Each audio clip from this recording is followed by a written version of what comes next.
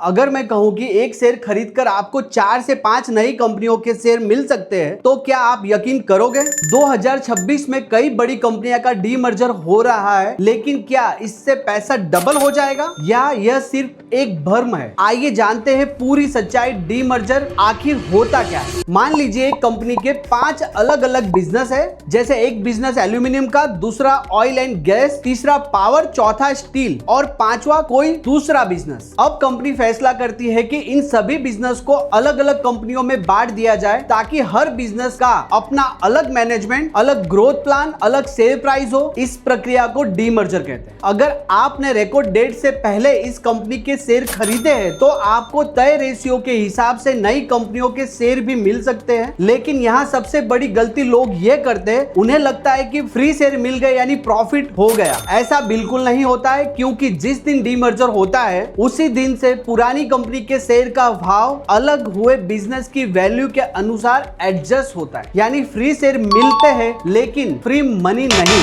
आइए अब बात करते हैं 2026 में आने वाले सबसे चर्चित डीमर्जर कंपनियों की। पहला है एस्ट्रल एलटीडी। एस्ट्रल अपने केमिकल बिजनेस को अलग करके एस्ट्रल केमिकल बनाने की प्रक्रिया में है। इसका मकसद है कि प्लम्बिंग और केमिकल और दोनों बिजनेस अपनी अपनी स्पीड से अलग बढ़ सकते हैं, शेयर होल्डर वैल्यू अनलॉक हो। दूसरे नंबर पे है प्रिकोल एलटीडी। ऑटो कंपाउंडमेंट सेक्टर की यह कंपनी है, अपने बिजनेस स्ट्रक्चर को अलग करने की दिशा में काम कर रही है। मैनेजमेंट का मानना है कि इससे बिजनेस पर बेहतर फोकस और भविष्य में तेज ग्रोथ मिल सकती है। तीसरे नंबर पे अपोलो हॉस्पिटल। कंपनी अपने डिजिटल हेल्थ, अपोलो 24/7 और फार्मेसी बिजनेस को अलग करके अपोलो हेल्थ टेक नाम की नई कंपनी बना रही है। इसका उद्देश्य है हॉस्पिटल और डिजिटल बिजनेस दोनों को अलग अलग ग्रोथ देना और शेयर होल्डर वैल्यू अनलॉक करना। चौथा है बीएसएफ। कंपनी अपने एग्रीकल्चर सॉल्यूशन बिजनेस को अलग करके BSF agriculture solution India limited नाम की नई सूचीबद्ध कंपनी बनाने की प्रक्रिया में है। इस कदम के उद्देश्य एग्री बिजनेस को अलग फोकस देना और शेयर होल्डर वैल्यू अनलॉक करना। पांचवा है INOX green. Energy service company में अपने पावर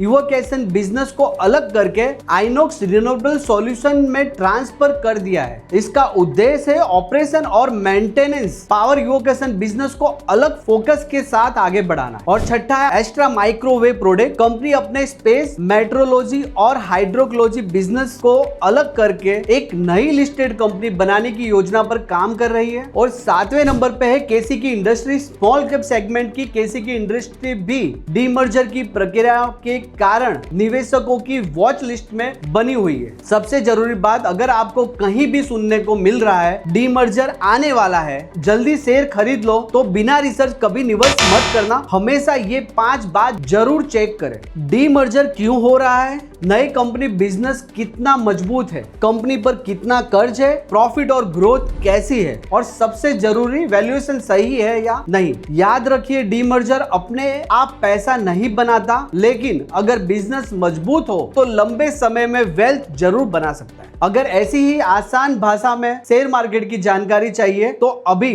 फॉलो और सब्सक्राइब करें।